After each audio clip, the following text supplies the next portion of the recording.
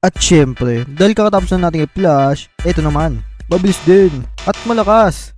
Taray na mahina. Binugbog lang siya ng kalbo tsaka ng babae. Uy, spoiler. Pero na-open si Captain Barbell. Puta na, pakahina mo. Pero eto na, ituturo ko po na sa inyo. Si Tenteng, uli lang binata. Walang magulang, walang uncle, walang tita. Lahat wala. Mas malala pa kay Spider-Man tsaka kay Batman. Tas yung pamumuhay lang niya pakangalakal. Tas may lalaking gustong umutang sa kanya. Tas wala na siyang nagawa kasi tinapatan siya ng flasha sa muka. Tas pumunta siya sa nililigawan niya na si Rose na may strict tita. Eto dito, dyan.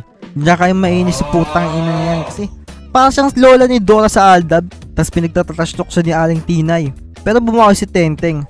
Tang ina, minus points ka tuloy. Tas sa sunod na scene, makita natin kung gaano ka-generous si Tenteng.